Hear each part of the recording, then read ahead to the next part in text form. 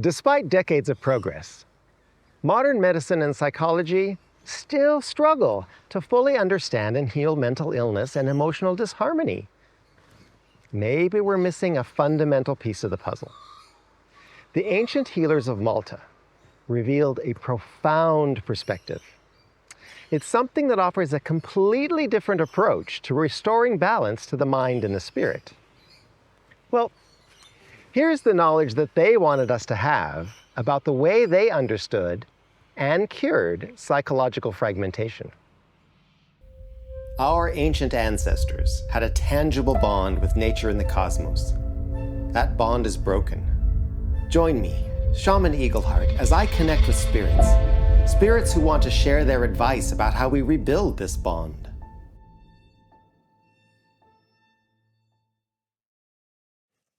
Sometimes spirits at a sacred site stop me in my tracks with some particular thing that they want to share.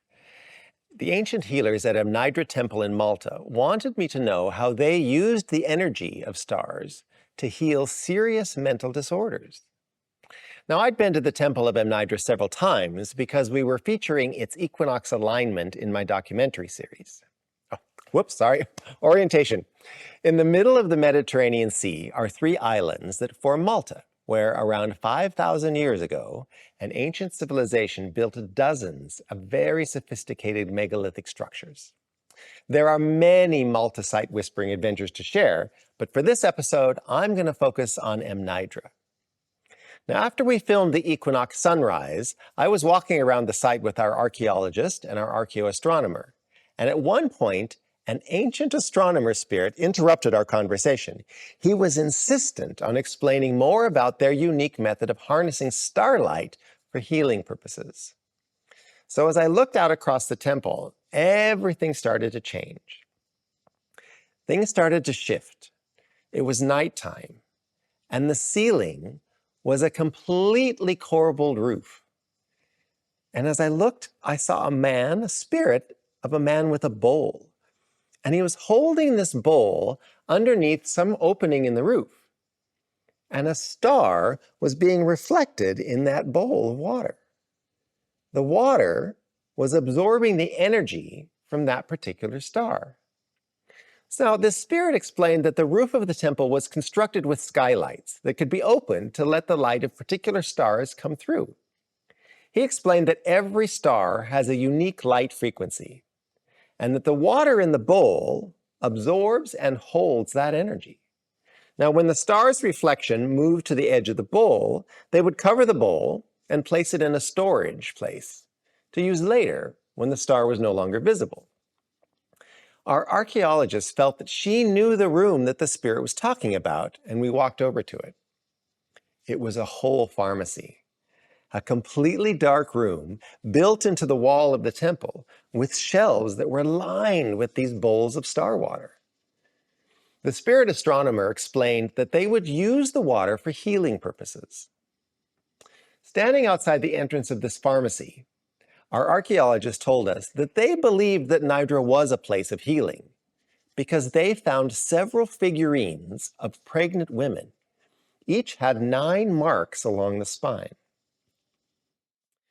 The ancient astronomer spirit shared this information with me as an additional clarification to an inquiry I had made 2 months earlier about the healing work that was done here. Now, let me take a little detour about standard shamanic practice. I was trained to always introduce myself at sites by stating my name and my mother's name. So I'm John Paul Eagleheart, son of Emma Angelina. Now think about it.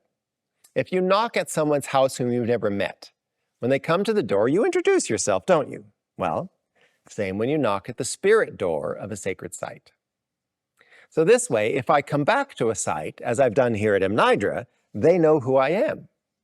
So this ancient astronomer spirit knew all about my previous visit, and that's why he followed me, waiting for a moment to interrupt with more information. So, let me back up to where the Mnajdra healing story actually began. When I first arrived to Mnajdra, I was accompanied by my shaman psychologist friend Mary. After our ceremony of introduction and asking for permission to be there, we were greeted by a young male spirit. He had that kind of youthful energy of an apprentice who was on welcome duty this day. And he was assigned to greet visitors, including spirits from the future. So he greeted us with a big smile and asked if we were here to consult the oracle or for healing. And I explained that we were here to learn about this site and talk to any spirits that wanted to share their wisdom with our time. So he paused and he said, I think I'd better go get someone more knowledgeable than me. Please wait here. This sometimes happens. I don't contact some omniscient spirit guide. I contact whoever is there on this particular day 5,000 years ago. So after a few moments, he came back accompanied by an older woman spirit. They were both wearing sarong-style skirts. Now, whilst the young man was bare-chested, the woman had a sort of shawl draped around her. The woman's spirit had a very dignified countenance and was very precise in her telepathic communication. She asked, "What is it you're wanting to know?" Now, Mary asked to learn more about their healing practices. The woman responded that there was physical healing, mostly digestive issues, that were remedied by drinking an herbal mixture that also included powdered limestone, and that they also performed a specialist healing work for severe mental disorders. Well, being a professional psychologist, Mary was very keen to learn more. So the woman escorted us over to a side chamber, and on the way, she explained their understanding of the development of a healthy personality. She explained that while the fetus is developing, it's floating in water. And during that 9 months, the water is receiving information codes from the stars overhead that's anchoring into the developing child. When the child is born, a special midwife is there to check 9 anchor positions along the spine to ensure that the star frequencies are well tied in. Remember, I told you about those figurines with the 9 marks across their back? If any of these are loose or incomplete, the midwife comes here to the temple and gets the water that is infused with that particular star's frequency and administers the water to the baby to secure the linking of the star frequencies into the child, fostering a complete and harmonious development of their personality. Well, we were now standing in a chamber that was like a clinic. There was a small fire in one corner that partially illuminated the scene. And there were 2 patients, wrapped in cloth, sleeping on tables. They were being attended to by healers with bowls of water and herbs. And our guide explained that if there was no specially trained midwife at the birth of a child with missing or incomplete star tethering, the child might grow up with a personality conflict. Mary asked for a bit of clarification. Our spirit healer explained that the loose tether was an incomplete connection of a particular aspect of a personality. She said, "Imagine a part of your essence, untethered, flapping like an angry snake. This loose aspect of personality may cause turmoil as it attempts to either integrate with the core self or break away entirely." She led us over beside one of the people whose torso was tightly wrapped in cloth. The person was in a deep sleep. Our guide explained that when a person was brought in with this condition, the Mnajdra healers had a lengthy procedure to mend this personality rift. Our guide explained to Mary that they would first bathe the person and administer a drink that would calm and partially paralyze them. They would soak them in heated water for a long time and then lay them face down. By examining the star tether points that were solidly connected, they could determine which star frequencies were missing or were incomplete. If they were lucky, it was the same time of year, and those missing stars were overhead. Now that meant that the tethering could take place immediately. She demonstrated with one of the helper spirits.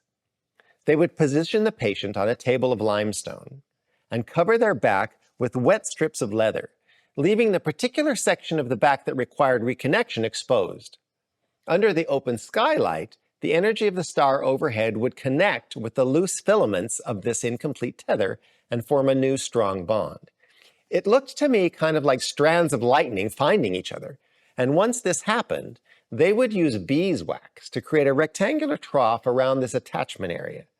Small crystal blades were inserted under the skin in the back at this particular location. And then they would fill this trough with water.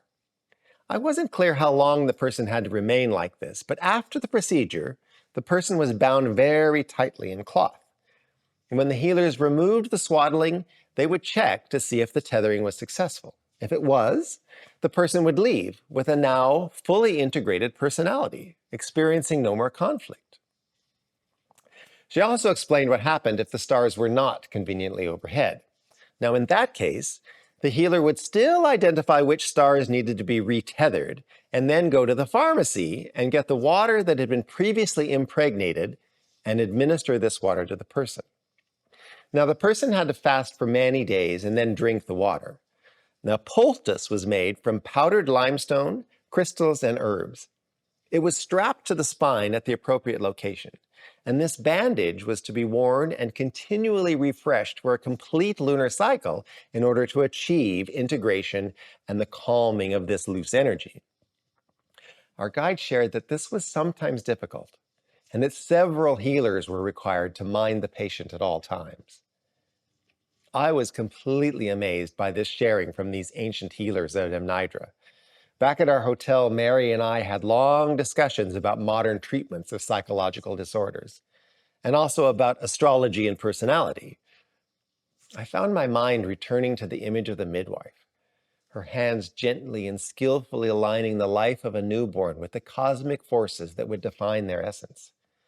It was both a profound responsibility and a sacred trust that these healers held.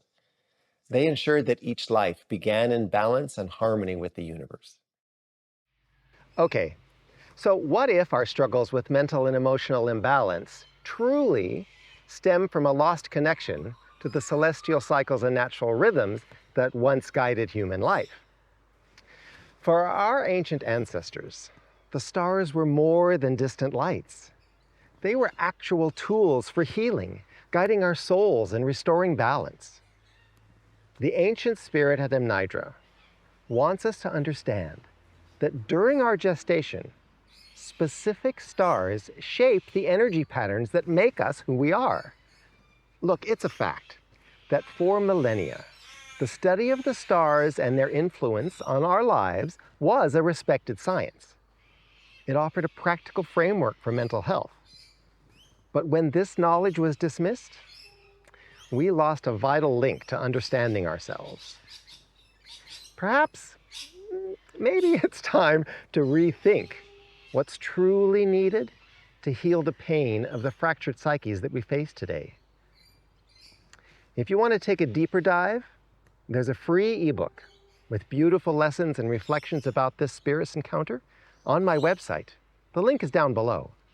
If you liked this story, check out The Star Whisperers of Sardinia, the Nurage Astronomers. And if you want to know more about the magical powers of water, have a look at Mystical Alignments, the Spirit Sisters of Santa Cristina. If you want to experience more ancient wisdom and sound healing, please follow, subscribe, and be sure and click the notification bell so that you can join me for more shamanic adventures. I look forward to meeting you at the next sacred site as I use my gift of sight whispering to listen to the wisdom of the spirits at these sacred places so that we can reconnect with each other, with nature, and with ourselves.